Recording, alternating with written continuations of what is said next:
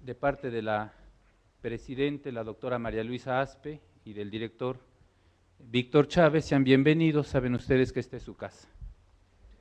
Esta noche tenemos un panel sinceramente de lujo para abarcar un problema que pega mucho a la sociedad mexicana, que tiene que ver con los derechos humanos, pero tiene que también que ver con el compromiso que como cristianos tenemos. Cada uno de nuestros ponentes tendrá 20 minutos para desarrollar su tema. Si les toco la campana, no se molesten, por favor.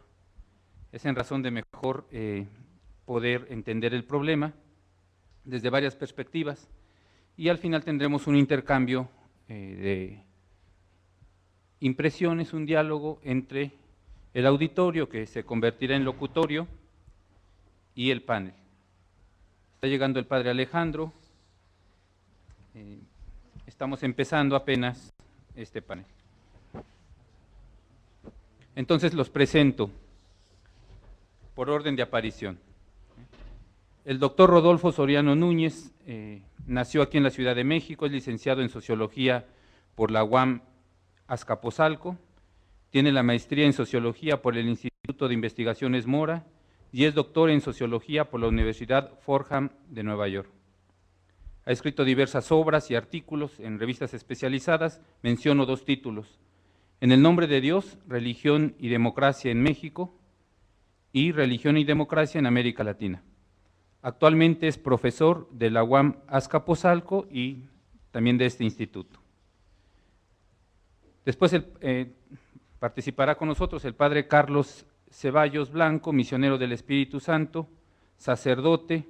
Tiene la licenciatura en Ciencias Teológicas por la Universidad Iberoamericana, la maestría en Teología Bíblica por la Universidad Pontificia de México y el doctorando en Teología por la Pontificia Universidad Javeriana de Colombia. Ha trabajado en su pastoral en Orizaba, en Tuxtla Gutiérrez, en Chiapas y en comunidades indígenas de Tlapa, en Guerrero. Fue acompañante y docente de la Escuela de Formadores de la Conferencia de Religiosos en Colombia y de la Escuela de Formadores de la Conferencia de Religiosos de México. Actualmente es decano y profesor de Sagrada Escritura del Instituto de Formación Teológica Intercongregacional de México y docente del Centro de Estudios Teológicos de la CIRM. Es un destacado biblista. Y pues el padre Alejandro Solalinde, que es sacerdote y dirige una casa de acogida para migrantes, Hermanos en el Camino, en Ciudad Ixtepec, Oaxaca. Muchas gracias a todos por su presencia. Empezamos con la ponencia del doctor Rodolfo Soriano, que nos dará una perspectiva sociológica de este fenómeno. No sé si pudiéramos prender el proyector. Más que una ponencia, porque no se me pidió propiamente algo novedoso, es como que pasarle revista a algunos de los datos duros que marcan el fenómeno de la migración, tanto de México como de Centroamérica a Estados Unidos, ¿no? Yo quiero suponer que acá en el diseño del panel mismo se siguió aquella idea muy de la Acción Católica de los 40 y los 50 del ver, juzgar, actuar, y que a mí me toca el ver, ¿no? Entonces eso es lo que voy a presentar acá en cuanto la tecnología me deje empezar. La idea es sobre todo hacernos conscientes de algunos de los datos que están marcando esta realidad, ¿no? Si nosotros pensamos de manera menos apasionada y sobre todo liberándonos de muchos de los vicios del nacionalismo mexicano que tanto daño nos hacen, tanto para entender cuál es el papel que desempeñan nuestros hermanos mexicanos como el que desempeñan nuestros hermanos centroamericanos en Estados Unidos, lo que podemos ver es que las migraciones tanto de México como de Centroamérica, e incluso yo diría que buena parte del Caribe, tanto del Caribe hispanohablante como del Caribe angloparlante e incluso también en buena medida de Haití, el Caribe francoparlante, depende por lo menos, no pretendo enumerarlos todos. ¿No está transmitiendo? Ya está. Ok. Depende, por una parte, de la dinámica de los mercados de trabajo de México, Centroamérica y Estados Unidos, ¿no? Acá es muy claro que mientras México y la mayoría de los países de Centroamérica, necesitas quitarle la tapa, ya. Mientras México y la mayoría de los países de Centroamérica tienen, por alguna razón que es muy difícil explorar aquí ahorita, abundancia de mano de obra, en Estados Unidos tienen un exceso de capital, tienen exceso, si ustedes quieren, o tenían por lo menos hasta hace 3 años, exceso de capital y de ideas y de posibilidad de invertir ese capital, y en ese sentido había una cierta complementación, ¿no? Bastante bárbara, ¿no? Bastante salvaje en muchos sentidos, pero a final de cuentas algún tipo de desigualdad. Hay un factor muy importante en todo esto, que es el de los grados o niveles de desigualdad en la distribución del ingreso entre los distintos países involucrados. Y esa es la razón por la que, aunque vamos a ver acá datos de las migraciones, aparte de mexicana, guatemalteca, salvadoreña, hondureña y en algunos casos incluso nicaragüense, no vamos a ver casos de la migración costarricense, porque en términos generales los costarricenses no emigran a Estados Unidos y mucho menos tienen la necesidad de emigrar en las condiciones que emigran el resto de los países de América Central. ¿Esto es porque Costa Rica sea un país extremadamente rico? Desde luego que no, ¿no? Los ticos a veces quieren pensar de sí mismos como la Suiza de América Central. Me parece que es una metáfora un tanto excedida, pero lo que es un hecho, en lo que tienen mucha razón los costarricenses, es que en Costa Rica no se observan los niveles de desigualdad que sí se observan en el resto de América Central, ¿no? Y esa es una de las razones por la que no vemos en realidad, ni siquiera hay una comunidad, dijéramos, costarricense más o menos vital o integrada en Estados Unidos, ¿no? Mientras que las hay en cambio de prácticamente cualquier otro país de Centroamérica. Luego la legislación de los distintos países involucrados, ¿no? Y acá desde luego los dos más importantes son México y Estados Unidos, ¿no? Mientras Estados Unidos mantuvo una política bastante hipócrita de no exigir documentación en realidad a quienes iban a su país a pedir trabajo, y México mantuvo una posición doblemente hipócrita de tener leyes que al menos en el papel eran extremadamente restrictivas, pero no aplicarlas para de alguna manera dejar pasar a toda la gente que quisiera pasar, que fue lo que ocurrió fundamentalmente en los 90 y por lo menos hasta 2005, pues no había mayor problema, ¿no? La migración, este modelo de migración salvaje que hemos vivido, o que se vivió por lo menos desde finales de los 80 y hasta más o menos el 2005 o 2006, más o menos dejaba satisfechos a muchos de los involucrados, ¿no? Más adelante vamos a ver por qué los dejaba satisfechos. Otro factor muy importante, desde luego, es el de la calidad del respeto a los derechos humanos y la seguridad pública en los países involucrados, ¿no? Obviamente, esta es una de las cosas que terminó por hacer crisis de manera más marcada en México, especialmente después de que Felipe Calderón decide el 6 de diciembre de 2006 declarar su guerra contra el narcotráfico, ¿no? Y con todo lo que eso implicó en términos de desempolvar leyes que son sumamente restrictivas, que son incluso agresivas, que son sumamente inhumanas, y no estoy hablando de las leyes de Estados Unidos, estoy hablando fundamentalmente de las leyes de la legislación mexicana. Entonces, lo que sigue son justamente algunos de los datos que dan forma a la migración de México y Centroamérica a Estados Unidos. Lo primero que tenemos acá, bueno, pues es una idea, es un resumen de cuáles han sido los flujos de migración permanente a Estados Unidos, ¿no? Y lo que se ve muy claro es que a partir de 1920, pero sobre todo de manera muy marcada a partir de 1940, hay un cambio en la lógica de la migración a Estados Unidos, mientras que de 1820 hasta más o menos 1930, el grueso de la inmigración a Estados Unidos provenía de Europa del norte y Europa del sur. A partir de 1940 va a ser el grueso de la migración a Estados Unidos va a ser fundamentalmente de América Latina y en segundo lugar, muy por detrás, por cierto, de Asia, ¿no?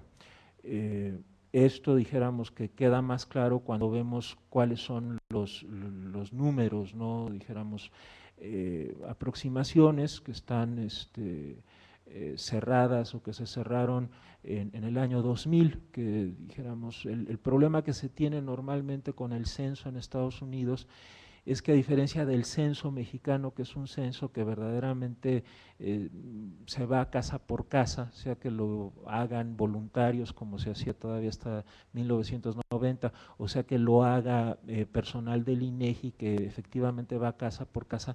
En el caso del censo de Estados Unidos, el grueso de la información censal se obtiene a partir de cuestionarios que se envían por correo, ¿no? En algunas zonas donde las autoridades, lo que se llama la oficina del censo en Estados Unidos, consideran que es necesario tener una mejor mirada de lo que está ocurriendo, sí se mandan encuestadores, sí se manda gente en específico a levantar los cuestionarios, pero dijéramos que en términos generales hay una diferencia muy importante entre el censo mexicano, que es más autoritario, es más burocrático, es más verdaderamente de ir y observar y contar cabezas respecto del censo de Estados Unidos o para esos propósitos también del censo canadiense, que son más bien estimaciones a partir de correos de correo postal, que se envía cuestionarios de correo postal y que los jefes de familia, los jefes de cada unidad familiar deben responder y regresan a las oficinas del censo, ¿no? Entonces acá lo que vemos de manera muy clara, ¿no?, es como a partir sobre todo de 1980, que dijéramos es el momento en el que la economía de Estados Unidos entra en una dinámica muy marcada de crecimiento, se empieza a presentar un crecimiento muy marcado también de la emigración mexicana a Estados Unidos, ¿no? Si ustedes revisan entre 1920 y hasta todavía la década de los 70, en que la economía mexicana, sobre todo de los 40 a los 70 más o menos funcionaba bien, pues las tasas de migración mexicana a Estados Unidos eran extremadamente bajas, ¿no? Eran de menos de 1 millón de personas al año, en algunos casos era una migración que se daba en el marco de acuerdos como lo fue por ejemplo el programa Bracero o como lo fueron otros programas que permitían que de alguna manera las personas fueran y vinieran, ¿no? Esa es, por cierto, una de las razones que normalmente los que están a favor de que Estados Unidos modifique su política migratoria aducen para decir, bueno, si Estados Unidos tuviera una política menos restrictiva y permitiera que la gente entrara y saliera de manera más libre, habría más gente dispuesta a regresar a México, regresar a Honduras, regresar a El Salvador o regresar a Guatemala. Pero como se pone un castigo muy fuerte a quien se sale, a quien pierde de alguna manera lo que incluso de manera ilegal o indocumentada ha logrado en Estados Unidos, bueno, pues la gente no se sale, ¿no? Y en ese sentido lo que terminó por ocurrir es que aumentó de manera muy marcada el ritmo de la migración mexicana y centroamericana a Estados Unidos, pero sobre todo el ritmo de las personas que decidían quedarse en Estados Unidos, ¿no? Incluso los que sean ya de mi edad o mayores, pues se acordarán de aquella muy famosa ley en Estados Unidos, la Simpson-Rodino, que se aprueba a mediados de los 80, justamente como una amnistía generalizada, ¿no? Y básicamente todo lo que tenía que decirse en ese momento a los funcionarios de la migra de Estados Unidos era, pues yo llegué aquí antes no me acuerdo ahorita si era 1985, 86, y me quiero quedar y tengo ya tantos años y ya hablo tanto inglés. Y una vez que se cumplieran esos requisitos, la gente podía quedarse y no había mayor problema. Y no había mayor problema justamente porque Estados Unidos necesitaba mano de obra y necesitaba mano de obra fundamentalmente barata, que fuera sumamente dócil, ¿no? Y en ese sentido los latinoamericanos en Estados Unidos somos vistos como una población muy dócil porque no somos fundamentalistas religiosos, ¿no? En el mejor de los casos, el fundamentalismo se da con personas que se convierten en alguna de las denominaciones del cristianismo más típicamente estadounidense, o de los testigos de Jehová, o del mormonismo, pero no representamos o no planteamos un reto como los que plantean, por ejemplo, algunas otras migraciones a Estados Unidos, ¿no? Que, digamos, en términos generales en Estados Unidos la idea es la de tener siempre mucho temor a lo que ellos llaman la balcanización, ¿no? La balcanización de su sociedad, y para ellos, por muchísimas razones, el factor religioso siempre desempeña un papel muy importante, ¿no? Entonces la migración latinoamericana de un catolicismo más bien diluido, que ni siquiera llega a ser verdaderamente comprometido como tal, pues no plantea mayores riesgos, ¿no? Si ustedes revisan la gráfica, bueno, pues la población centroamericana más o menos sigue el mismo patrón. Esta que tienen ustedes acá es la población mexicana, las barras que siguen inmediatamente después son la de la población centroamericana. En el caso de los centroamericanos hubo un factor muy importante durante la década de los 70 y los 80, que fueron las guerras civiles, ¿no? Eso activó muchos circuitos de migración que desde luego, o a los que desde luego nosotros como mexicanos no hemos tenido acceso. Gente que, por ejemplo, pedía asilo político, gente que se consideraba que corría peligro, o que en los hechos podía demostrar que había peligro, porque los escuadrones de la muerte de Dabuizón en El Salvador les habían matado a toda la familia, etcétera, etcétera, etcétera. Entonces, lo que se termina por generar, pues dijéramos, este concentrado de datos, ¿no? En términos generales, hay entre 11 y 12 millones de mexicanos en Estados Unidos, algo así como 1.150.000 salvadoreños, 468.000 hondureños, cerca de 800.000 guatemaltecos, 253.000 nicaragüenses, 104.000 panameños y apenas 86.000 costarricenses, ¿no? Y esto es lo que es muy importante de tomar en cuenta, ¿no? Si ustedes revisan, dijéramos, las poblaciones en términos generales de cualquiera de los países centroamericanos tienden a ser bastante homogéneas, ¿no? Por ejemplo, El Salvador tiene poquito más de 6 millones, Honduras poquito más de 7 millones, Nicaragua poquito más de casi 6 millones, Panamá 3 millones y medio, Costa Rica tiene 4 millones, poco más de 4 millones y medio, pero ¿no? Costa Rica no expulsa tanta población, y Costa Rica no expulsa población porque es un país extremadamente más justo. Si ustedes revisan los datos, por ejemplo, del índice de desarrollo humano que reporta Costa Rica tiene incluso un mejor índice de desarrollo humano que México, ¿no? Y lo tiene, entre otras razones, justamente porque es un país que le presta mucho más atención a su educación, que le presta mucho más atención a su sistema de salud, que no tiene desde hace algo así como 70 años ejército, ni fuerzas armadas, ni ninguna de estas idioteces. Entonces obviamente es un país que puede dedicar mucho más recursos a las cosas verdaderamente importantes, ¿no? Tampoco tiene el Baester, tampoco tiene la quina, tampoco tiene, los partidos políticos son bastante serios, ¿no? Aunque es posible encontrar semejanzas entre el PAN y el PRI con algunos de los partidos que están allá, bueno, son serios, ¿no? Es una clase política que no es tan cínica como la mexicana, ¿no? O tan cínica, que da miedo, como por ejemplo la hondureña. Entonces no es solo un problema de decir, es que es mucha población y de alguna manera la tienen que expulsar, no, porque en ese sentido tendría que haber muchos más emigrantes costarricenses en Estados Unidos, pero el costarricense no sale porque no considera que gane verdaderamente mayor cosa al irse y mucho menos en las condiciones en las que se van nuestros paisanos o en las que se van muchos de los otros habitantes de América Central.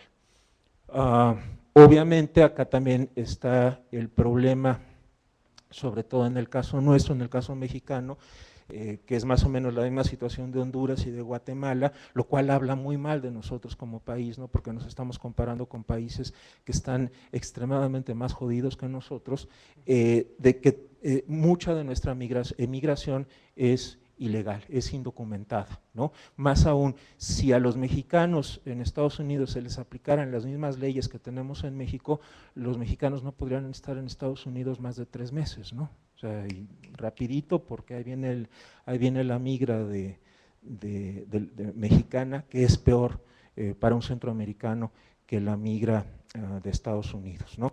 En el caso de El Salvador tenemos una situación distinta por el asunto de la gente que logró conseguir asilo político en el marco de las guerras civiles de los 70, ¿no? Entonces eso es lo que hace que, digamos en términos así muy gruesos, menos de la mitad de los emigrantes salvadoreños en Estados Unidos sean indocumentados, mientras que en el caso de México, Guatemala y Honduras, más de la mitad de nuestros hermanos que viven allá viven sin papeles, ¿no?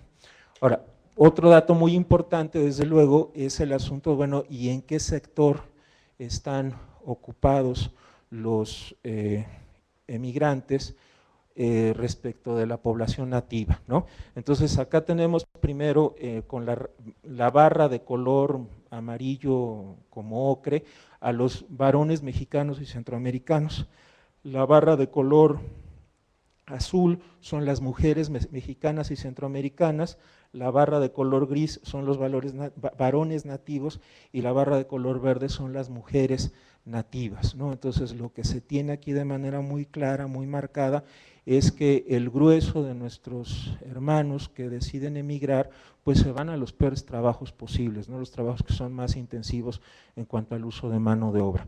Transporte, desde luego aquí es muy marcada la presencia de los varones mexicanos y centroamericanos, construcción y mantenimiento, ¿no? Ventas y secretariales no tanto, servicio no tanto y desde luego administración y profesionales no tanto. Gracias. Sí. Los principales estados de residencia, bueno, pues todos conocemos esta historia, ¿no? Fundamentalmente California para prácticamente cualquiera de las 4 migraciones.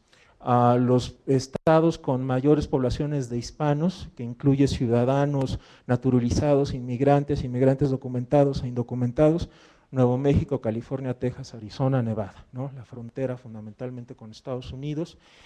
Este es un mapa donde se ubica el porcentaje de nativos mexicanos residentes en Estados Unidos en 2008, ¿no? Es muy claro que es fundamentalmente la frontera con México, la costa oeste y parte de la costa este, y esto tiene que ver fundamentalmente con el hecho que esas son las áreas, las regiones más dinámicas de la economía de Estados Unidos. Yo voy a dejar la presentación acá por si a alguien le interesan un poquito más estos datos, lo puedan entender.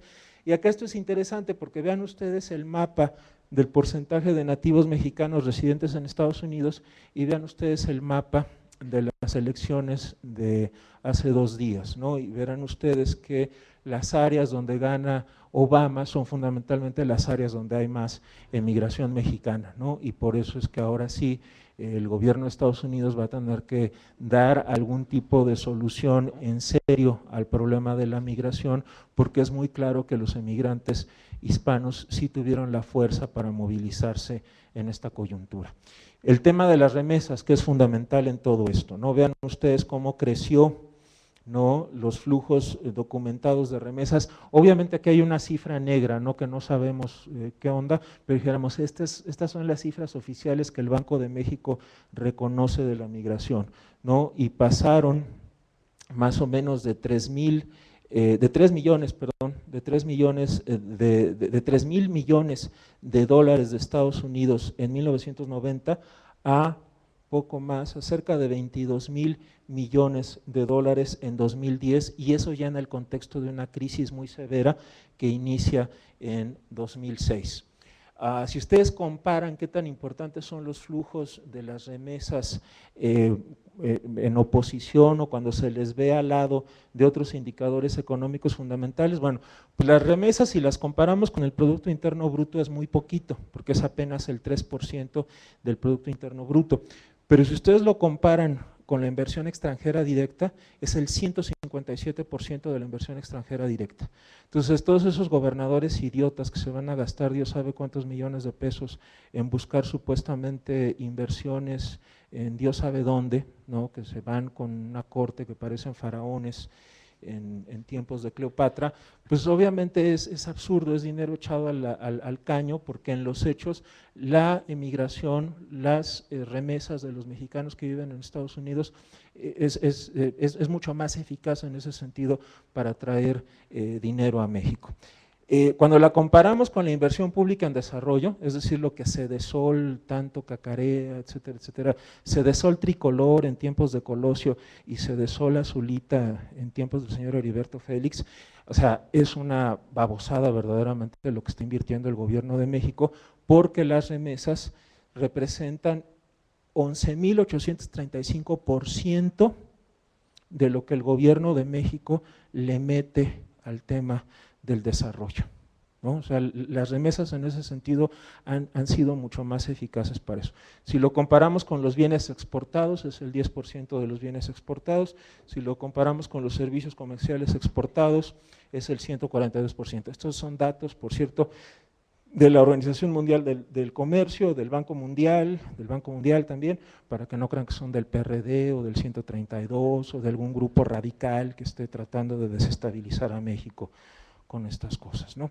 Y lo que les decía acerca de las variaciones y cómo, a pesar de la crisis tan severa que se vive en Estados Unidos en el 2007, de todas maneras las remesas siguen siendo una fuente muy importante de ingresos para este país, ¿no? Estas son las variaciones anuales en el envío de remesas, estos son datos de Banco de México, tampoco son de grupos que estén interesados en desestabilizar al país, ¿no? Entonces, es una imagen verdaderamente lamentable, es una imagen terrible. Hay una parte, desde luego, que no pude abordar porque ya no me da tiempo, que es todo el tema de la legislación mexicana. La legislación mexicana es como para que todos nos muriéramos de la vergüenza, ¿sí?, de ser tan racistas, de ser tan profundamente insolidarios como somos como país, ¿no? Porque la legislación mexicana es mucho más injusta, es mucho más brutal, mucho más desalmada que la legislación de Estados Unidos, incluso la que quieren aplicar en Arizona, ¿no? En México cualquier policía por cualquier razón lo puede parar a uno en una carretera y exigirle documentos. Eso es algo que en Estados Unidos es impensable, incluso con una persona indocumentada, ¿no? Bueno, pues ahí lo dejo. Gracias. Muchas gracias, doctor Soriano.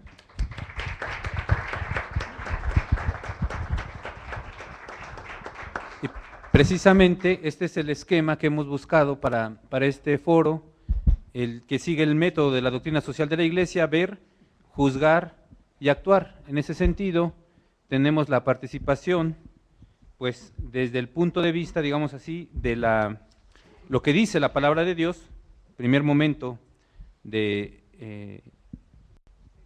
segundo estrato del método ver, juzgar y actuar, que es la palabra de Dios.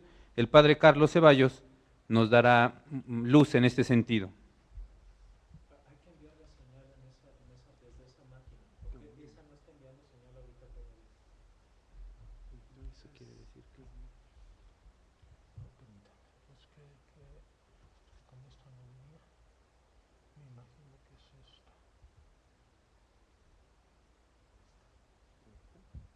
Para que manden las dos. Sí. Sí, pero lo que quiero es que mande a las dos. Ahí está. ¿Quieres este o aquel micrófono? Bueno, primero que nada, pues, me da muchísimo gusto estar aquí con el padre Solalinde, y más bien yo diría que a él le tocaría la iluminación y pues compartirnos su experiencia. Yo procuraré ser muy breve, ya se lo dije así de manera personal, porque a mí personalmente me interesa mucho escuchar al padre Solalinde, y también pues esta visión muy clara de la realidad, yo creo que nos da como muchas pistas.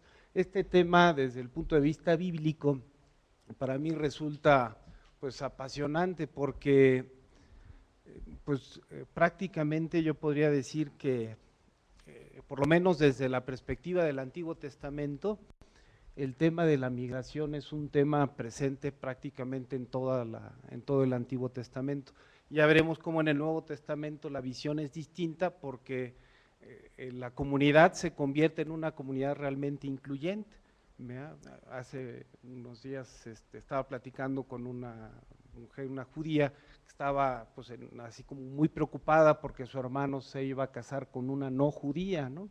Y era un drama familiar muy grave entre ellos. Y sin embargo, bueno, pues desde el principio el cristianismo supo sortear con el extranjero, con el distinto, pues una manera de participar. Pero bueno, digamos, el primer dato es que en el Antiguo Testamento el hecho fundante, la figura de Abraham, es la de un emigrante, ¿no? Es un emigrante por vocación. Yo quisiera como hacer como una distinción entre el dato teológico, deja tu tierra, tu patria y la casa de tu padre, y marcha donde yo te voy a indicar, como que lo leyéramos también como un hecho sociológico, como un dato de la realidad difícil en la que se enfrentó. Hay estudios sobre todo de la figura de Abraham, en la que se habla de experiencias dolorosas, incluso pues él tiene que salir después a Egipto porque hay una gran hambre en el país. Entonces se podría leer este mismo hecho teológico, que es un hecho fundante y por lo mismo se construye teológicamente, desde una perspectiva también sociológica, ¿no? Yo creo que la experiencia de Abraham es la experiencia de dejar tu casa, tu seguridad, tu patria, tu tierra, tu lengua y todo lo que tú conoces a una edad muy avanzada, y entrar en un camino de vaciamiento, en un camino en el que la persona pues se oye muy interesante, pero muy difícil, ¿no? De repente empieza un camino radicalmente diferente. Y lo único que tiene en mente, lo único que hay en el corazón es una realidad futura, esta realidad que aparece simplemente como una promesa, ¿verdad? Y esto es como la condición por excelencia del migrante. El migrante parte sin tener claridad de pues a dónde va a llegar y con qué medios, y tiene la conciencia de que todo su mundo quedó atrás, ¿no? De que todo el dinero y todas las posibilidades que tenían para vivir quedaron en otra tierra, ¿no? Entonces yo quisiera como proponer la lectura de este hecho desde el duelo migratorio de Abraham. Abraham es un doliente que vive también la experiencia de dejar su tierra y de apostar por un futuro, ¿no? En el ciclo de Abraham, que cubre los capítulos 12 a 25 del libro del Génesis, se describe con mucha claridad el sufrimiento del migrante, ¿no? Salió de Harán, atravesó el país hasta el lugar santo de Siquem, de allí siguió hacia las montañas, al este de Betel, después se trasladó por etapas al Negev. En aquella región, dice, hubo una gran hambre, y entonces Abraham tuvo que irse a Egipto. Allí en Egipto incluso tiene que mentir respecto de su mujer, la presenta como su hermana. Cuando descubren ahí la manera como sorteó la situación, lo echan fuera, ¿verdad? Y él, además de ser una persona que vivió la experiencia de salir de su tierra, siempre se define como migrante. Al final de su vida, dice, pues yo no soy más que un forastero que reside en este lugar, ¿verdad? Y bueno, incluso al final de su vida, la promesa que le hace el Señor se convierte en un hijo de su esposa, en otro de su esclava, y la realidad fue que tuvo que pedir la oportunidad incluso de buscar un lugar para sepultar a Sara, y después ser sepultado él también ahí en ese mismo lugar, ¿no? Entonces, quisiera como poner este hecho, porque es el hecho fundante. El credo de Israel está fundado sobre mi padre era un arameo errante, ¿verdad? Después fuimos a Egipto en la necesidad, y bueno, este hecho, esta memoria, es como lo que constituye la identidad de un pueblo. Este es el padre del pueblo, este es el padre, después lo leerá teológicamente el Nuevo Testamento en la carta a los Romanos, es el padre de la fe, ¿no? ¿En qué consiste esta fe, esta apuesta de vivir pues, en una grande inseguridad, ¿no? También pues es muy importante esta escena de la encina de Mambré, ¿verdad? Recuerdan ustedes, es el icono de la hospitalidad. Está Abraham a las afueras de su tienda, justo en el momento donde más sol hay, ¿verdad? Donde en el desierto había como más necesidad de tener un lugar para guarecerse, y en ese momento ve a aquellos hombres que se acercan y se adelantan, ¿verdad? Es muy importante como ver que Abraham toma la iniciativa, no son los hombres los que piden la ayuda, sino Abraham toma la iniciativa y va por ellos, ¿no? Y luego les ruega, mi señor, por favor, no pases sin detenerte con tu siervo. Es decir, en el fondo se coloca Abraham como alguien que está dispuesto a servir al migrante y que está pues rogándole que pase a su casa. Y en esa escena es donde surge la teofanía y la promesa. Solamente después de ese encuentro con la persona, del migrante, del que está en el camino, acontece la teofanía, acontece la presencia de Dios y la promesa.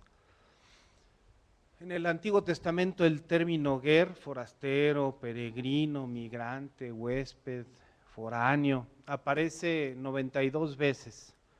Es un referente histórico y también es un lugar teológico. Las dos cosas son muy importantes, es decir, hace presente qué es lo que el pueblo ha vivido y también hace presente cuál es la voluntad de Dios. Es un lugar histórico, pero también es un lugar teológico. Para el pueblo de Israel, pues toda digamos, su vida está construida sobre esta conciencia de creer en la acción de Dios, que se constituye un pueblo, en un pueblo que no era pueblo, en alguien que no era importante a los ojos de otros pueblos, ¿no? Dios tomó la iniciativa y se constituye un pueblo. Entonces, en Deuteronomio, pues este credo muy conocido es un credo histórico, ¿no? Diferente de los credos que nosotros estamos acostumbrados a formular. Nuestros credos son más bien credos formulados teóricamente o teológicamente o desde una perspectiva filosófico-teológica. El credo de Israel es un credo histórico, parte de la experiencia creyente de haber vivido pues como un pueblo errante y de haber encontrado su tierra. Y desde allí la conciencia de que hay un Dios que es misericordioso y cercano y que le acompaña en el camino. En todo el Antiguo Testamento, el Antiguo Testamento está dividido en lo que es la Tanakh, ¿verdad? La Torá, los Nebim, los profetas, ¿verdad? Y los Ketubim, los escritos. En toda la tradición del Antiguo Testamento aparecen pues estas expresiones relacionadas con el migrante. Podría uno pensar, bueno, pues en el Código de la Alianza, ¿no? Que es más del lado de los profetas, pues seguramente ahí estará presente. Pero también está en el Código Deuteronomista, que fue escrito después del destierro, también en el Dodecálogo de Siquem, que también fue escrito en el mismo contexto, e incluso en la Ley de Santidad, que se escribe mucho tiempo después, ya una vez que se ha reconquistado la tierra, que el pueblo ya tiene otra vez la posesión después del destierro, y que surge propiamente el judaísmo. En el libro del Levítico aparecen mandamientos en relación con los migrantes. Desde luego aparece en la predicación profética y en varios de los textos de la sabiduría. Hay salmos muy hermosos en donde se habla de esta presencia del migrante. Podríamos decir que entonces en el proyecto de Dios hay como una afirmación fundamental. El inmigrante tiene todos y los mismos derechos del nativo. Esto es como, y no pasa por su condición legal, no pasa por su condición tampoco histórica, incluso en una visión de Israel, que era un pueblo muy metido en ellos mismos, la conciencia de haber vivido esta experiencia se convierte en algo fundamental. Es más, podríamos dar un paso mayor. El derecho de Dios es el derecho de los pobres. El derecho de Dios es el derecho de aquellos que no tienen. Y por lo mismo, entonces se constituye en una triada que aparece en todo el Antiguo Testamento. El migrante, ¿verdad?, el huérfano y la viuda. Ahí el huérfano se tapó tantito, pero es abajo de… ¿verdad? Esta triada, el migrante, el huérfano y la viuda, son el caballito de batalla de los profetas, de las legislaciones israelitas, de la sabiduría en Israel. ¿Quiénes son los pobres para Israel? El migrante, el huérfano y la viuda. La justicia, Sedaká, es el objeto último de la solidaridad con el migrante y encuentras fundamento sobre todo en la memoria de la acción de Dios. Pongo aquí algunos textos, ¿no? Si quiere alguien leerlo en voz alta. Porque el Señor, vuestro Dios, es Dios de dioses y Señor de señores, Dios grande, poderoso y temible, que no hace acepción de personas ni acepta soborno. Él hace justicia al huérfano y a la viuda, y muestra su amor al extranjero, dándole pan y vestido. Mostrad, pues, amor al extranjero, porque vosotros fuisteis extranjeros en la tierra de Egipto. ¿Alguien más? No se ve también. No primas al jornalero pobre y necesitado, ya sea uno de tus conciudadanos o uno de los inmigrantes que habita en tu tierra y en tus ciudades. En su día darás su jornal, en su día le darás su jornal antes de la puesta del sol, porque es pobre y ha puesto su corazón en él, para que él no clame contra ti al Señor y llegue a ser pecado contra ti.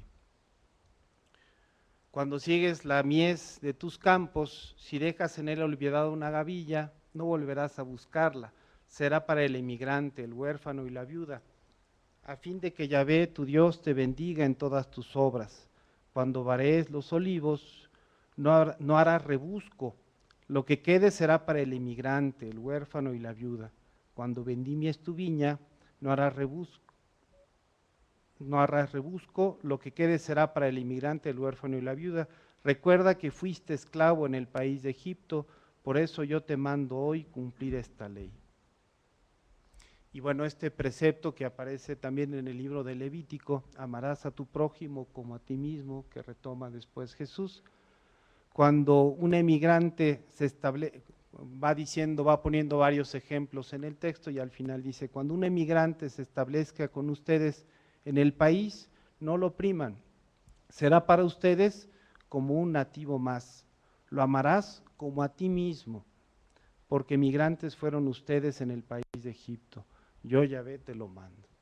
Entonces, pues hay como una serie de expresiones muy fuertes en los textos bíblicos que nos hablan de esta condición del migrante. ¿Qué pasa en el Nuevo Testamento? Lo primero que podríamos pensar es, bueno, vamos a echarle números como le hicimos en el Antiguo Testamento. ¿Cuántas veces aparece la palabra migrante o inmigrante en el Nuevo Testamento? Bueno, pues aparece solamente 4 veces con esta expresión paroikos, ¿verdad?, o 3 veces con esta expresión parepidemos, que son términos para hablar sobre el advenedizo, el extranjero, el emigrante, el transeúnte o peregrino.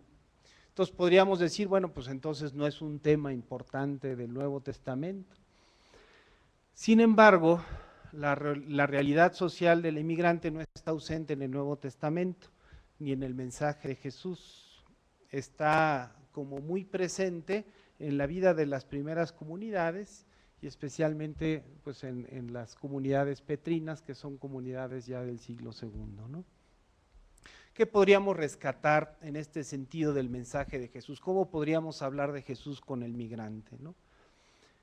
Bueno, Jesús optó por la inclusión y relativizó las normas y las costumbres que separaban al pueblo judío de los demás y que los separaban injustamente de los otros pueblos como judíos, ¿verdad?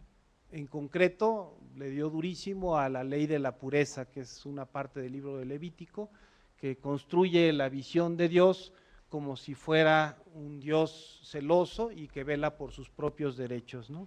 Y esta visión un poco de lo puro y lo impuro, ¿no? Tocó a los impuros, comió con pecadores, se introdujo incluso en un territorio que era de los paganos, convivió con alguna gente que era impura, los ciegos, los cojos, los sordos, ¿verdad?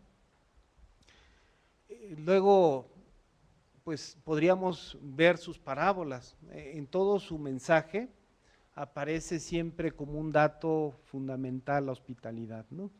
Los deberes hospitalarios que no cumplieron los fariseos los reclama inmediatamente Jesús, ¿no? Hay que hospedar al que llega de improviso en la noche y molesta pidiendo una ayuda, ¿recuerdan ese texto, verdad? Para convocar al banquete escatológico del reino, pues ya no fueron encontrados dignos los invitados.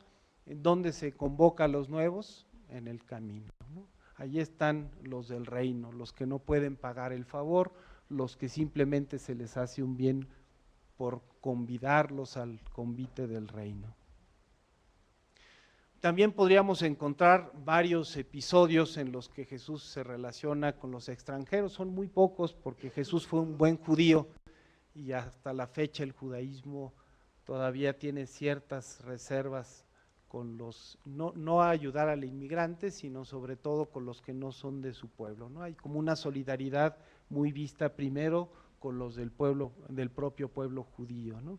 Y además suponía como una visión teológica diferente el entender este papel del extranjero en el reino. Sin embargo, Jesús aparece en varias ocasiones criticando algunos de los preceptos de la ley respecto de los extranjeros, con el endemoniado de Gerasa, ¿verdad? Después en la confesión del centurión, ¿verdad? Es muy fuerte cuando le dicen, en verdad no he encontrado fe tan grande en el pueblo de Israel, ¿verdad? Hablando de un extranjero, reconocer que por la fe que había tenido este centurión era más grande que la de Israel. O también continuamente se habla de los samaritanos que eran extranjeros, ¿no? Como en el caso de los leprosos, ¿verdad? El único que regresó a alabar a Dios fue el extranjero, ¿se acuerdan de los 10 leprosos curados, ¿no? O pues el caso de la conversión de Jesús con esta mujer cananea, considerada pagana, que Jesús después de, ¿se acuerdan ese pasaje, no? Y bueno, los niños y los perritos, y termina diciendo, mujer, qué grande es tu fe, ¿no? Y en ese momento hay una conciencia distinta, ¿no? Elige una mujer samaritana para revelarse como Mesías. En el camino del resucitado, en el Evangelio de Lucas, aparece como forastero, caminando con ellos, etcétera, ¿no? También podríamos leer las bienaventuranzas en esta clave, ¿verdad? Dichosos los indigentes, porque ellos heredarán la tierra. Se habla de todos los que son indigentes y que no tienen tierra, ellos son dichosos, ¿verdad? También pasajes de la vida de Jesús, por ejemplo, es muy leído en este sentido el pasaje de la huida a Egipto. Incluso algunos dicen, bueno, por ahí podríamos hablar también no solo de Jesús niño, sino también de Jesús migrante, o podríamos entender muchos elementos. La condición de Galilea, Galilea es la tierra más alejada, la que está en las orillas, la que es menos importante para el centro, en donde hay mucha migración, como hoy nuestro Chiapas, ¿verdad?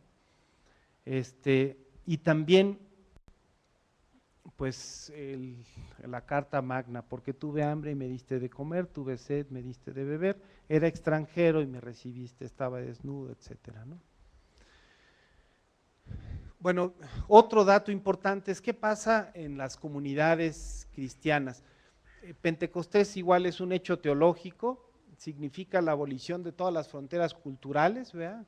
Desaparece la Babel y aparece allí el hecho de que el Espíritu convoca una comunión en la diversidad. Ya no hay necesidad de que haya un traductor, sino la comunión es la que genera la posibilidad del encuentro independientemente de las condiciones. Esta es una lectura teológica, los Hechos de los Apóstoles sobre todo leen un hecho teológico y desde allí interpretan la vida de la comunidad, ¿no? Nadie pasaba necesidad, todo lo ponían en común, etcétera, ¿no? Tenían un solo corazón, una sola alma. Este es el dato teológico. Y la pregunta sería si esto corresponde a un dato sociológico, histórico, si así sucedió o es nada más un romanticismo, ¿no? Pues hay 3 datos sociológicos importantes para decir que esto tiene una base histórica. Lo primero es que la comunidad cristiana convocó a gentes de muy diversa procedencia, favoreciendo una comunión y una participación. Allí había de todo tipo de gentes de todas las clases sociales y de todos los grupos existentes, ¿no? Muchas personas que estaban en esta situación de la diversidad. Luego también que los modelos sociales, los modelos de socialización que existían en aquel momento, que eran la casa, que eran las asociaciones voluntarias, que eran los grupos de comerciantes, etcétera, en todos ellos también entró el cristianismo, pero sin cumplir todas las normas de esa casa. Por ejemplo, la casa era fundamentalmente patriarcal, ¿no? Y sin embargo, en la comunidad cristiana muchas mujeres estaban al frente de las comunidades. Incluso hay una que le llama Pablo en la carta a los romanos a Juna, le llama apóstol, ¿no? Y dice uno, bueno, entonces rompe con la visión patriarcal, ¿no? Sin embargo, acepta y funciona desde la casa, fundamentalmente son iglesias de casa, ¿no? Y luego también la comunidad cristiana se identifica con los extranjeros, los advenedizos, los que son más pobres y los que no tienen un lugar en el siglo I, ¿no? Ya no hay judío, ni griego, no hay esclavo libre, no hay ni mujer ni varón, porque todos son uno en Cristo.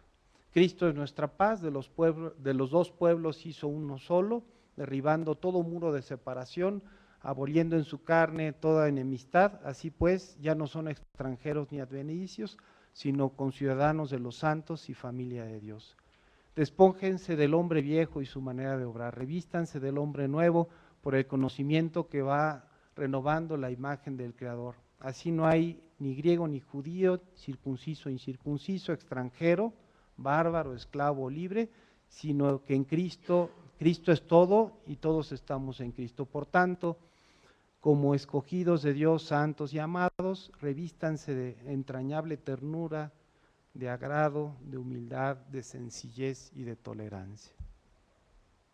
Bueno, también la primera carta de Pedro está escrita para un grupo de campesinos que estaban en la zona de Asia Menor y que tenían una condición de inmigrantes inestables, un poco como el sur de California o el sur de Estados Unidos, ¿no? La primera carta de Pedro, escrita a principios del siglo II, no por Pedro, pero atribuida a Pedro para darle toda la fuerza, tiene una eclesiología diferente, porque plantea que se trata de una comunidad, pueblo de Dios. Es el único texto del Nuevo Testamento que habla de la iglesia como pueblo de Dios y que después retoma primero Lutero y se le echan encima en la Reforma y después el Vaticano II, ¿no? Pero esta condición adversa es leída como una vocación. Ustedes son llamados nuevo pueblo de Dios y también como una misión, una tarea de dar testimonio de la nueva justicia del Señor. Dice el texto, ustedes que en otro tiempo ya no vivían como pueblo, ahora son pueblo de Dios. Ustedes que en otro tiempo no habían alcanzado misericordia, ahora la pueden experimentar con abundancia. Ustedes son linaje escogido, sacerdocio real, nación santa, pueblo adquirido por Dios para anunciar las bondades de aquel que los llamó de las tinieblas a su luz admirable. Es un texto precioso.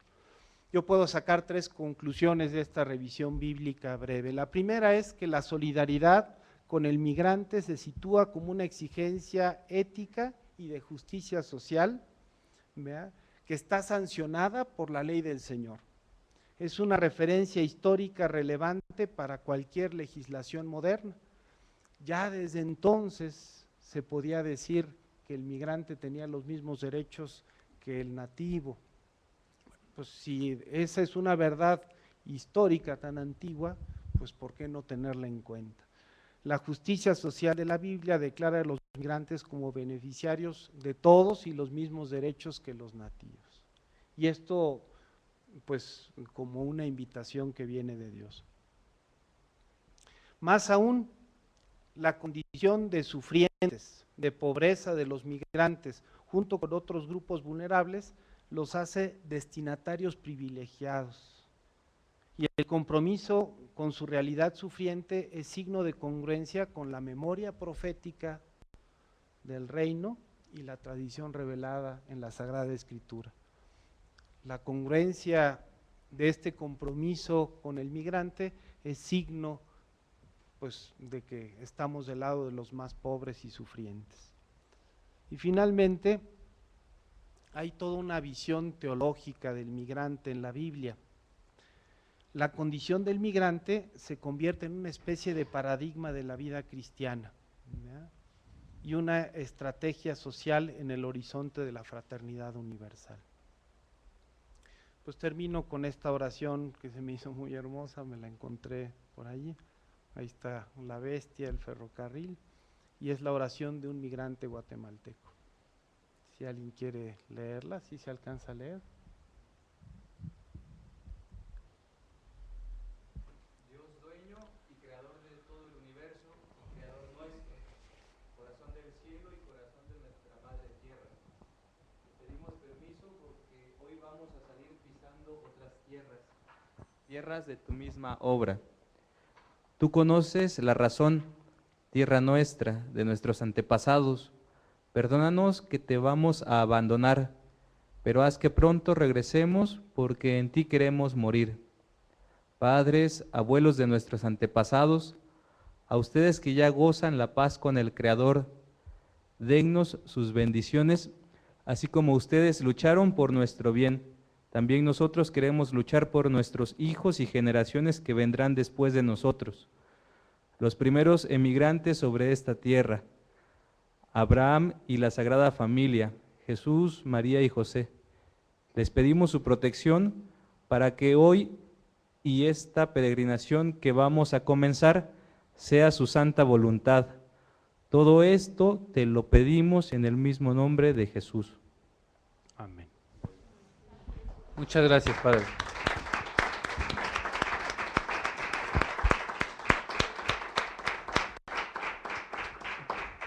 Muchas gracias por esta profundización. La palabra de Dios siempre ilumina y nos da esperanzas también y ánimos.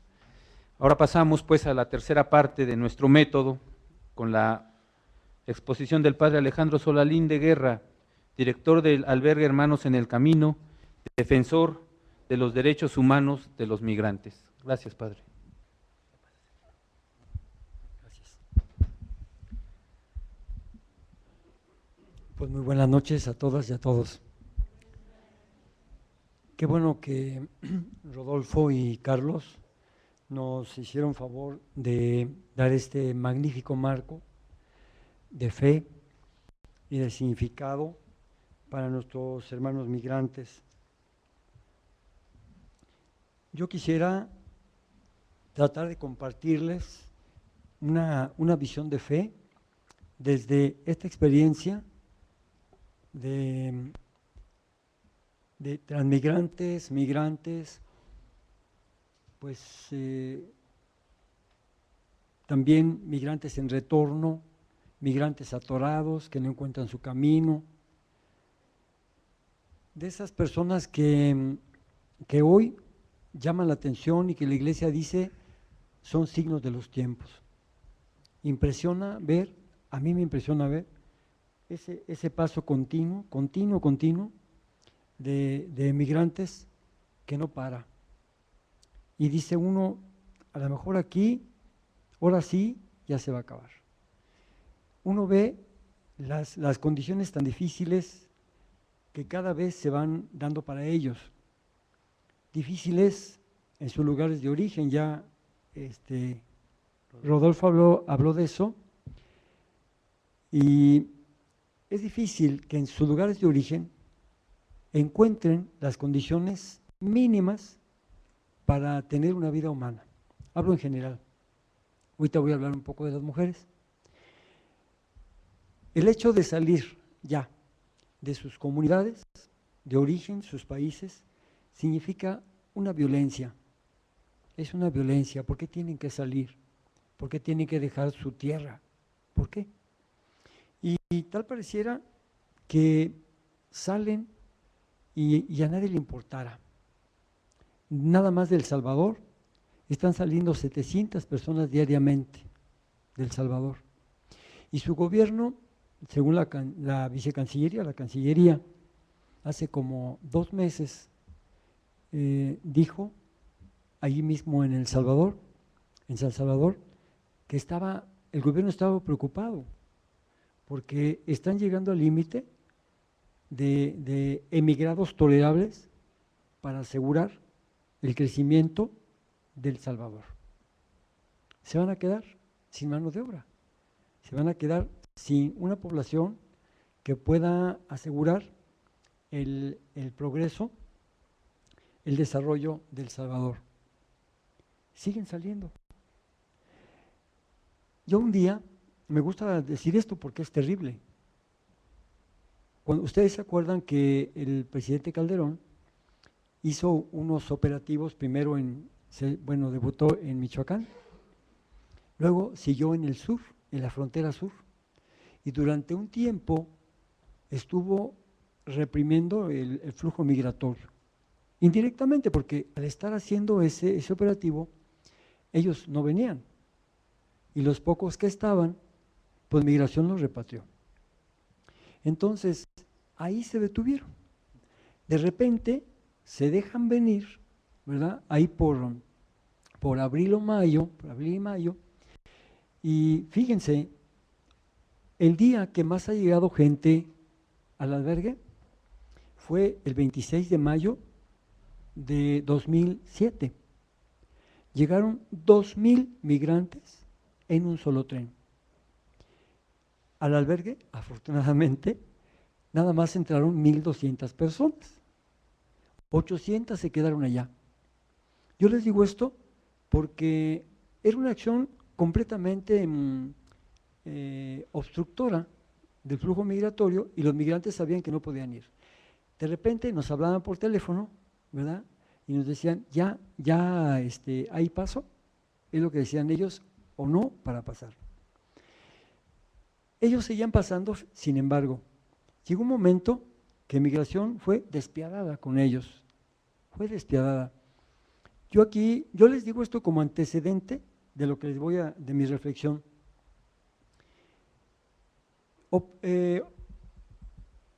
Los operativos que hacía migración eran en combinación con asaltos.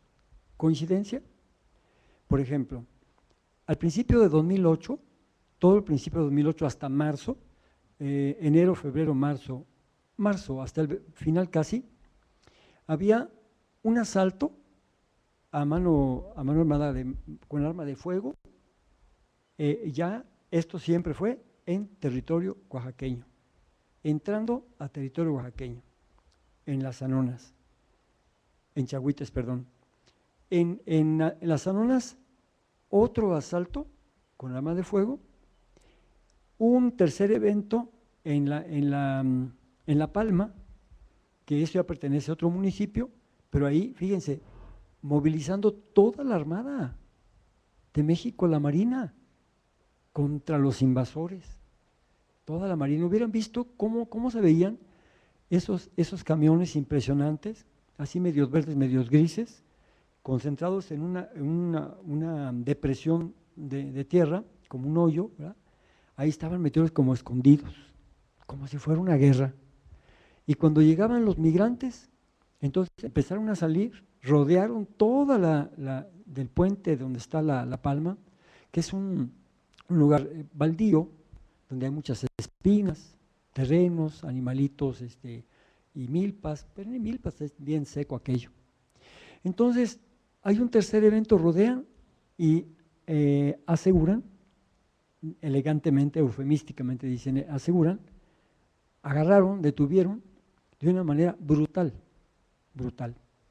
¿Para qué les describo todo lo que dijeron la gente que llegó al albergue?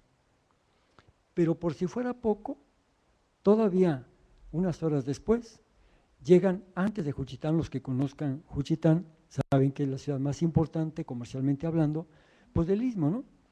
Entonces, antes de Juchitán está un lugar que se llama La Salinera, y ahí otro operativo, esta vez ya no con la Marina, sino con la Policía Municipal de Juchitán. Estos 4 eventos. Llegan al albergue 31 personas heridas, más muchos otros que venían asustadísimos, y yo les dije, ¿cómo estarían ustedes si no estuvieran estas casas del migrante? Y uno de ellos dijo, devastados. Esa fue la palabra. Yo esa palabra no la uso, no es muy frecuente para mí, pero esa fue la palabra que usaron ellos. Y yo les dije, han pasado una cosa terrible, pero no crean que están en Estados Unidos, están todavía en la frontera sur. Y lo peor no ha pasado. Tienen que llegar todavía a Veracruz. A 4 horas de aquí en tren, los están esperando los Zetas para que los secuestren. ¿Qué van a hacer? Yo les decía, ¿qué van a hacer?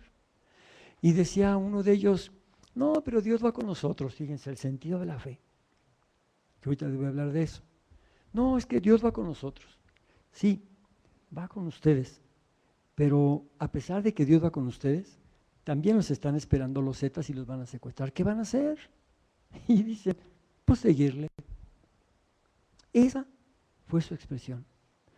Cuando yo puedo ver que los migrantes al principio, los primeros años, pasaban varones mayores y después muchos jóvenes, y después empezaron a pasar mujeres, y después empezaban a pasar niños no acompañados, familias, y hasta niños casi solos, fíjense, porque ya el papá se había ido a Estados Unidos, no sé si sabían de él o no, la mamá también se había ido, lo habían dejado con la abuela murió, ¿verdad? O la tía se cansó de atenderlos y se fue también. Entonces, esos niños iban así. Yo me he preguntado muchas veces, ¿cómo poder explicar no me gusta llamarle fenómeno, este acontecimiento de la migración? ¿Cómo explicarlo? ¿Quién les pone un chip para ponerlos de acuerdo y que vayan al norte? ¿Quién les da ese valor para que a pesar de todo lo que sucede, sigan? ¿Cómo explicar que personas que han pasado una y otra vez, siguen pasando hasta que se quedan o se quedan en el camino?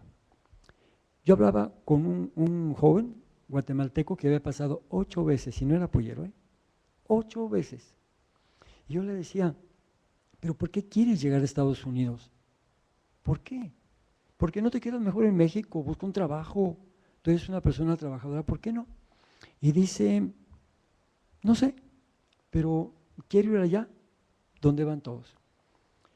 Yo le dejo aquí como descripción de esto para decirles que yo me he preguntado muchas veces desde el punto de vista de mi fe, ¿qué está pasando? Me queda claro que hoy, al igual que ayer, en América, en Centroamérica, como en todos lados, al igual que en Egipto, también hay una gran explotación, una gran explotación. ¿Y para qué hablamos de Egipto? Si ahora fui a la Cámara de Diputados, ya estaban aprobando esa ley infame. Y estaban llegando a acuerdos, ¿verdad? El PAN y el PRI, para no tocar a los sindicatos. Yo digo, no tocarlos es dejar la impunidad, dejar la opacidad. No tocarlos es hacer como una excepción, ¿verdad? En la búsqueda de la transparencia. ¿Por qué permitir que siga la oscuridad. Y digo, ¿quiénes son los beneficiarios? Obviamente los patrones, obviamente los empresarios, aunque ellos no quieran, aunque sean unos muy buenos, pero son también beneficiarios. ¿Y quiénes son finalmente los que llevan la carga de la explotación? Los trabajadores, los pobres. Así como sucedía en Egipto, que cada día las cargas eran mayores, era más dura la servidumbre, es la palabra correcta, la servidumbre. Así también aquí. Cada día al trabajador se le quita más prestaciones, se le quita más su derecho a una calidad de vida humana a la que todos tenemos derecho. Pero ya no hablemos de calidad de vida en el caso de los migrantes. Hablemos de la subsistencia, ya nada más de eso. Fíjense que en el contexto actual, no hablo nada más de la migración, sino en el contexto actual, las mujeres están viviendo, les tocó vivir todavía, después de 2000 años de cristianismo, en un contexto machista, un contexto donde todavía no, el varón, y creo que tampoco las mujeres, muchas mujeres, no han entendido todavía la aportación tan específica, el don de ser mujer que tiene la mujer para enriquecer la vida, la humanidad, y también para hacer una complementación que daría una calidad existencial a todos nosotros. La mujer, ahí está, si no, no hubiéramos nacido, pero no la hemos integrado, no la hemos entendido como ese don de ser mujer. En este contexto, y sobre todo en este país terrible, de tanto feminicidio, en todos lados, no nada más en Chihuahua, en el Estado de México es terrible. Uno puede ver, bueno, ¿por qué ese odio contra las mujeres? ¿Por qué? Es un odio de género, un desprecio. ¿Por qué tiene que meterse la ley para asegurar una equidad de género? Porque si no, esa fuerza, el varón no les reconoce eso. Vivimos la cultura así. Vivimos una cultura de más imbuida y también pues influenciada por la parte religiosa católica, lo que le toca a la Iglesia Católica, que en este caso también tiene una parte también patriarcal y machista, y también excluyente. En este marco nos podríamos preguntar, la mujer sigue pasando, el hombre sigue pasando, pero fíjense, aunque todos sufren, la mujer no saben todo lo que le pasa. La mujer en su lugar de origen sufrió el machismo a ultranza de su cultura, de los países de origen, sin esperanza de que sus leyes la apoyaran, su iglesia la apoyara, la familia la agreden y las hacen como una mercancía. Yo les puedo asegurar que yo mismo soy beneficiario de ese éxodo y de esa pastoral en la que Dios acompaña a este nuevo pueblo de Dios que va sufriendo, que está fundando y que está caminando como a la nueva Roma para que ese imperio tenga un corazón de carne y para que de verdad no siga solamente religiones, sino siga sobre todo el camino de Dios, que es el camino del reino. Muchas gracias.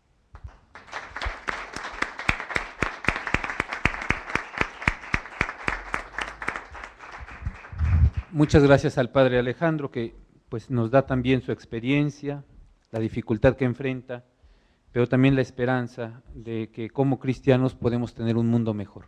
Vamos a abrir una serie de preguntas. Les pido, por favor, eso sí, brevedad y puntualidad para que podamos enriquecernos más. Vamos a hacer 3 preguntas que las contesten nuestros panelistas y, si nos da tiempo, hacemos otra serie de preguntas. Por favor, levantan la mano. Enrique. Y después. Voy a tratar de ser breve en el planteamiento. Quisiera que me ayudaran a reflexionar sobre el fenómeno de la migración, tomando en cuenta la visión que tenemos de los, no solamente de los que se van, sino también de los que se quedan. Por ejemplo, en el caso de Rodolfo, nos presentó un panorama frío, propio del sistema económico en el que estamos viviendo actualmente, en donde le da una razón vil de mercado, ¿no?, a la migración, una razón de mercado, una razón de desempleo y de conseguir empleo, y por un mercado que se da en un determinado país. Eso es una descripción clara y fría de lo que es la migración. Por otro lado, el padre Solalinde nos dice, bueno, yo lo veo prácticamente como un acto de fe, un acto casi de evangelización de un territorio desconocido. Pero por otro lado, padre Carlos, nos dices en la oración que nos transmitiste, en donde ellos al salir piden perdón por estarse alejando de sus familias y piensan regresar, ¿no? Cuando a mí me ha tocado ocasionalmente hablar con alguna de esas familias, ellas dicen, pues sí, se va Juanito y lo perdimos, nos va a mandar algo de dinero, pero en realidad ni salimos del problema y nosotros de todas maneras tenemos que seguir viendo por nuestra existencia. Quisiéramos que nos siguiera mandando, pero también lo quisiéramos tener aquí para que trabajara con nosotros para sobrevivir. Entonces, son los dos aspectos que a mí me interesaría que buscáramos equilibrar para analizar el fenómeno, en donde, ¿qué pasaría si las comunidades que se quedan, ¿no?, mediante un trabajo pastoral que una vez reconociste, padre Solalinde, que no existe, se pudieran integrar esas comunidades como las describiste, las primeras comunidades cristianas, para poder hacer una sobrevivencia sin la necesidad de ese fenómeno de la migración? Entonces, ya no quiero abundar más, ¿no? Sí. Creo que sí se entendió la inquietud, ¿no? Sí, el doctor Soriano contestará, tiene intención de contestar, pero vamos a hacer otras preguntas, por favor, para que sea más sencillo contestar. Gracias. Por acá de este lado, por favor, si levanta la mano. Gracias. A mi padre me llamó muchísimo la atención cómo esta mujer que tuvo todo en contra sale adelante. ¿Qué podemos hacer para meterles a todos ese chip, digamos? Porque yo he conocido a lo largo de mi vida gente que ha tenido todo en contra, sin necesidad de ser migrante, todo en contra, pero sin embargo de repente, yo digo, es la luz de Dios, ¿no? ¿Cómo hacérselas llegar? Porque esa gente, con todo en contra, sale, y sale bien, y sigue su vida bien, y la de sus hijos y la de los demás. ¿Qué podemos hacer, padre? Muchas ¿Cómo gracias. ponerles eso? Perdón. ¿Sí? ¿Alguien más? ¿Alguna tercera pregunta? Bueno, yo tengo una, especialmente creo que el doctor Soriano podría ayudarme, y es si hay una contraposición entre una política que de frente a la migración se entienda desde los derechos humanos y otra que se entienda desde la seguridad del Estado. O si puede haber una política migratoria en México y en Estados Unidos que combine ambas, porque ambas creo que son necesarias. Entonces damos la palabra al doctor Soriano.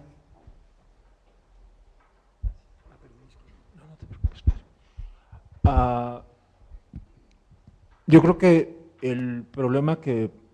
la pregunta que hacen acá es muy importante.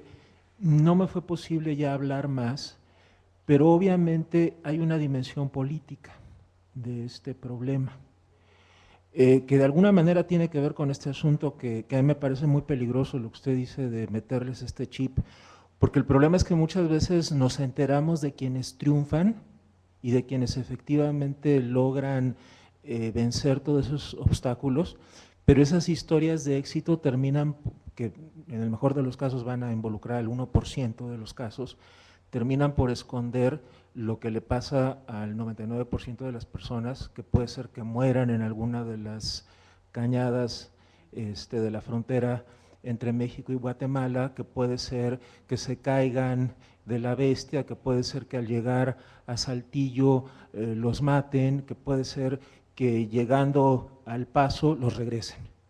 Y es como un juego de serpientes y escaleras perversísimo, que ni al Marqués de Sade se le hubiera podido ocurrir, ¿no? Entonces, esta idea de, no, es que sí, hay que meterles este chip, aguas, porque justamente ese ha sido durante muchos años el argumento con el que no solo no se evitó la migración, sino que objetivamente se alentaba la migración.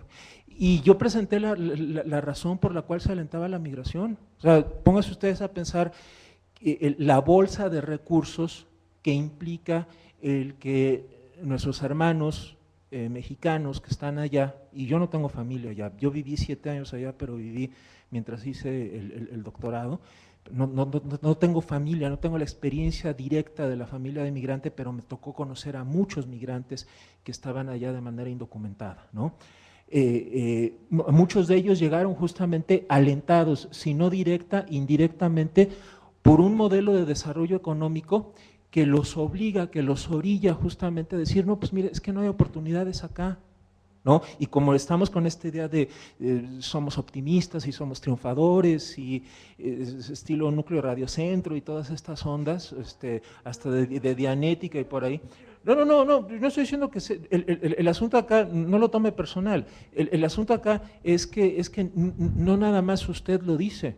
O sea, cuando se revisan muchos de los casos en materia de migración, no, simplemente pónganse ustedes a pensar qué fue lo que hizo Vicente Fox cuando crea esta pomposa y ridícula oficina de los mexicanos en el exterior. Justamente va tras uno de estos poquísimos, ¿no? Casos de éxito y de buenas a primeras crea uno de los muchos castillos en el aire que creó la pareja presidencial del periodo 2000-2006, ¿no? Foxilandia. ¿Y cuál era el sustento de aquello? Era, entre otras, de veras, no lo tome personal. Bueno, por eso, bueno, ok. Es que esa es distinta. Esa es la clave, esa es la clave.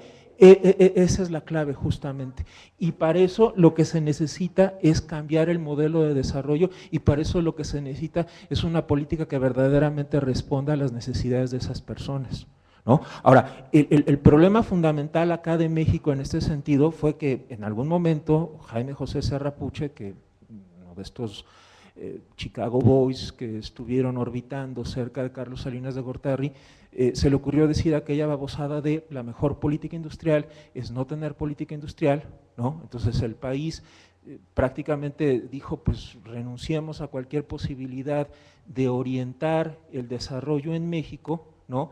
Y esperemos a que alguna de las muchas empresas que están interesadas en ocuparnos como trampolín para mandar sus productos a Estados Unidos, vengan e instalen una empresa en México y ellos son los que van a determinar cuál va a ser la política industrial de este país, ¿no? Y eso fue justamente lo que reventó en buena medida el modelo, porque acá tomen en cuenta ustedes también cómo no es que en los 60, en los 70, en los 50, México haya sido un vergel. México ya era un país bastante desigual en esas décadas, ¿no? Pero los índices, los niveles de migración a Estados Unidos no eran tan marcados como empiezan a ocurrir a partir de los 80, en que el Estado en México renuncia prácticamente a cualquier idea de conducir el desarrollo económico y dice la mejor política industrial es no tener política industrial. Y lo que verdaderamente nos lleva al escenario ese de los españoles que dicen éramos muchos y parió la abuela, fue cuando los panistas que llegan con todas las posibilidades, porque basta recordar cuál era la atmósfera de esperanza que se vivía en México en 2000, simplemente agarran y dicen la mejor política industrial es no tener política industrial. Y dejaron las cosas tal y como las dejaron los priistas.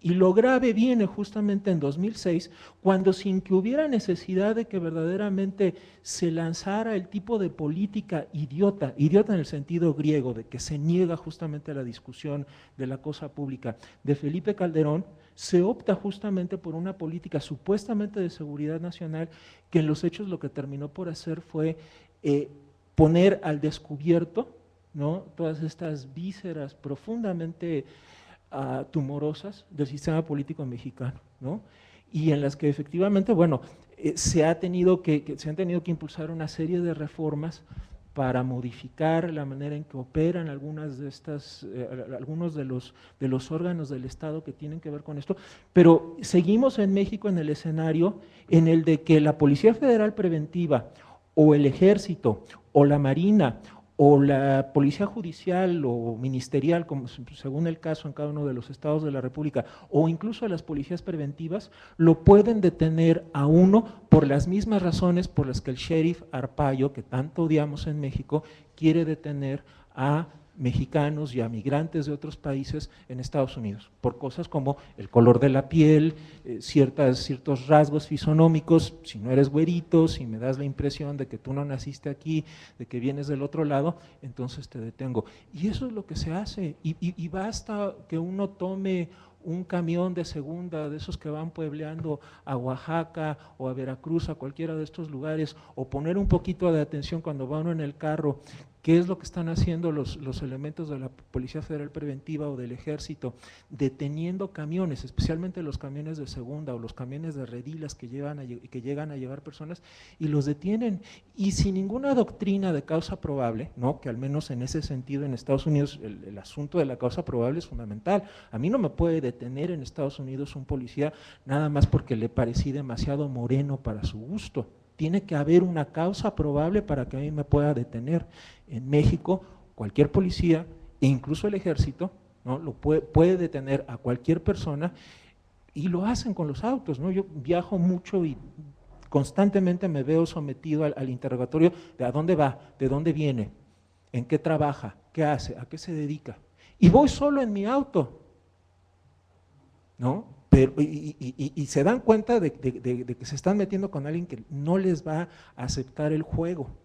No quiero ni pensar lo que sucede con muchas de las personas que llegan justamente al albergue del padre o a otros muchos albergues, ¿no? Entonces, en este sentido, el problema es que además de que no hubo una política capaz de que justamente se generara el desarrollo a nivel local para evitar que se estuviera expulsando población, en 2006 se introduce este elemento adicional, ¿no?, que fue una manera como de decirle a Bush, mira, no hay bronca, no te apoyamos mandando tropas a Afganistán, a Irak, como tú querías que hiciéramos en 2002 y en 2005, pero nosotros nos encargamos de cuidarte el patio trasero. Y nadie va a pasar de aquí sin que nosotros lo sepamos. El problema es que ahí Calderón calculó mal la capacidad de respuesta que tenían las policías y las Fuerzas Armadas de este país. Muchas gracias. Sí, el padre quiere tomar la palabra. Bueno, primero quiero contestarte a ti. Fíjate que hay un punto que tú tocaste y una de esas cosas es los que se quedan, ¿sí? Nosotros, los de la Dimensión Pastoral de la Movilidad Humana, del Episcopado Mexicano, tuvimos nuestro 13º taller en Morelia y siempre dedicamos a un sector de migrantes en nuestra experiencia, en nuestra visita, y decidimos ir a buscar, nos repartimos todos los delegados a ir acompañando comunidades de mayor emigración y fuimos a convivir con grupos, con familias de los que se quedan. Y una vez más pude comprobar lo que en mi experiencia yo ya he vivido. Salen los migrantes apoyados por la familia, si es el esposo persignado por la esposa, por la mamá, pues con la esperanza de que vas a estarte comunicando, cuídate mucho, sí. Entonces se van, empiezan mandando dinero, se comunican cuando ya llegan, ¿verdad? Y la comunicación, poco a poquito, va siendo menos frecuente, y menos frecuente, y menos frecuente. Después ya no mandan dinero, después ya no escriben, después ya la esposa, pues sola, ¿verdad? Se quedó sola con los hijos, a ver cómo los va a mantener, empieza a trabajar ella. El esposo ya sabe, quién sabe dónde están, de repente llega la noticia, porque todo se sabe, de que pues ya tiene una pareja, ya está formando una nueva pareja. Esto que les digo, yo quiero compararlo con un dicho que hay en Juchitán, dice, a ver, tira una jícara, un jicapestle, una jícara, a ver, tira una jícara de agua y luego levántala, recógela. ¿Cómo? Lo que les quiero decir es algo tremendo. La emigración en este momento, dadas las condiciones de cerrazón de Estados Unidos, que ya no permite la emigración circular, está dejando prácticamente a la gente adentro y está separando, está desmembrando a las familias. Varias mujeres ya tienen también su pareja acá, ¿sí? Ya tienen. Entonces, esa es una destrucción del tejido social tremendo, y nos decían a nosotros, vayan a ver en qué forma podemos fortalecer el tejido social, reconstruir el tejido social. Esto nos lleva a pensar que lo que está haciendo la emigración como respuesta a la destrucción de este sistema neoliberal capitalista donde vivimos es grande. La emigración no está ocasionando la crisis, es la crisis, es el sistema neoliberal capitalista que está tronando, que ocasiona esa emigración. Y entonces esto nos da una idea de todo lo que se está destruyendo. Verdaderamente nuestro mundo, este mundo que estamos viviendo, se está desmoronando y está empezando otro nuevo. Esa es la verdad de las cosas. Esta violencia que hemos vivido no anuncia más que eso. Y paso a un poquito de tu reflexión. Yo creo que nosotros, pero sobre todo las mujeres, podemos aprender del dolor. Nada que suframos, nada que nos duela, nos deja impunes. Nos deja siempre una enseñanza, un aprendizaje. Yo en la mañana, cuando salimos a desayunar, yo hablé mucho de las mujeres y me gusta hablar mucho de las mujeres porque de verdad son mis maestras, ¿sí? Desde mi madre, y podría decirles toda mi historia. Pero una de las cosas que yo he observado de las mujeres es que tienen una capacidad increíble, de veras, de resiliencia, de aguante, pero un aguante positivo. A lo mejor nosotros somos más amargados, a lo mejor nosotros somos más agrios, nos rebelamos, nos enojamos, nos frustramos y somos más violentos. Ellas no.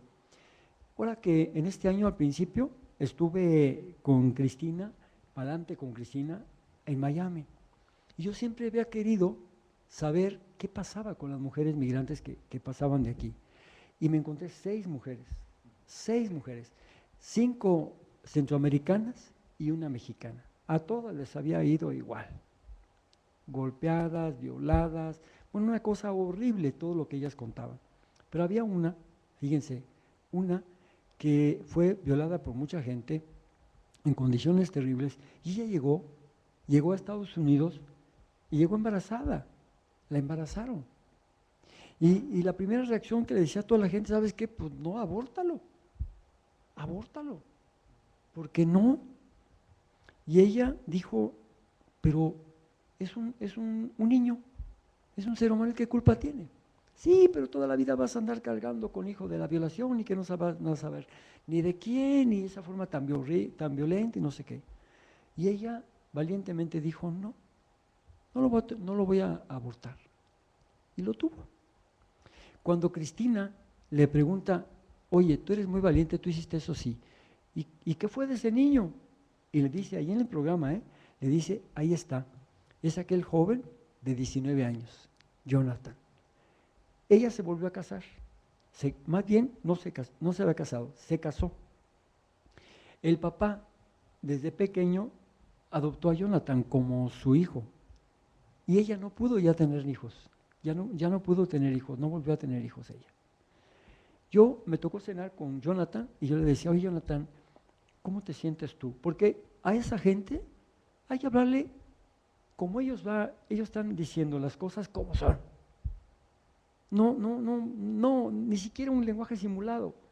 Jonathan, ¿cómo te sientes tú en tu experiencia con tu mamá y tu origen? Y me dijo, esto ya lo hemos aceptado y lo hemos asimilado, lo hemos asumido hace muchos años. Yo me asumo y me siento muy orgulloso, muy agradecido de mi mamá y del único padre que yo he conocido, que es el que tengo ahora. Lo demás no me interesa. Otra mujer que había sido golpeada, maltratada, horrible, llegó al Paso, Texas. Muy bonita, por cierto, muy bonita. Esta Cristina no quiso que llegaran así dando lástima. Y me les puso estilistas, y le puso ropa muy bonita, las arregló, las maquillajeó. Y llegó guapísimas, y esa muy bonita. Y esa muchacha se casó muy bien casada y tiene hijos, y tiene, ¿qué creen que puso? Una AC para atender a las mujeres migrantes. Algo precioso de veras, como toda esa amargura que debía haber sido amargura, se convirtió en algo positivo, solidario para ayudar a sus propias hermanas. Me quedé con la boca abierta, es maravilloso, pero yo termino diciéndote que esto solamente es obra de Dios, solo es obra de Dios. Lo que el hombre destruye, el Señor lo reconstruye. Pues muchas gracias a nuestros panelistas, la verdad ha sido muy rico, dada la amplitud de enfoques que aquí hemos oído.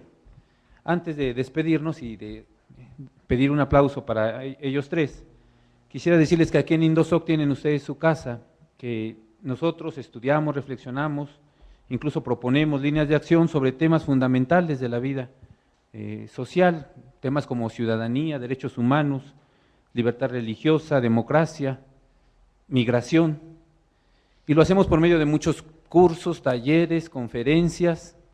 Justo sobre el tema de migración, nuestros compañeros se han encargado de montar un stand sobre algunos textos que hemos publicado al respecto y que pueden ustedes adquirir. Yo les invitaría a eso, no por vender libros, porque no nos dedicamos a vender libros, sino a profundizar en estos temas desde la doctrina social cristiana.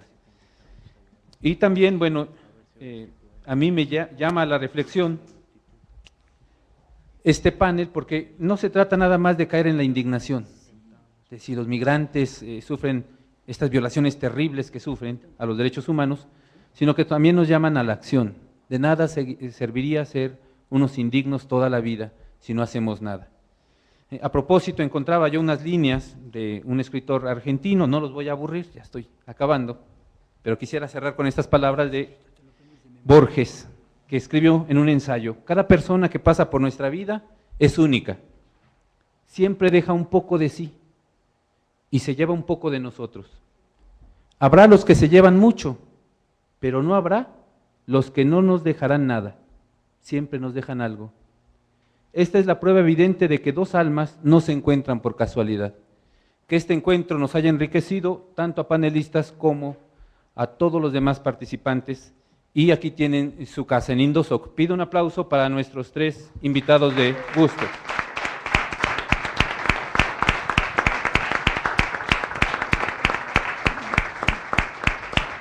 Muchas gracias y buenas noches.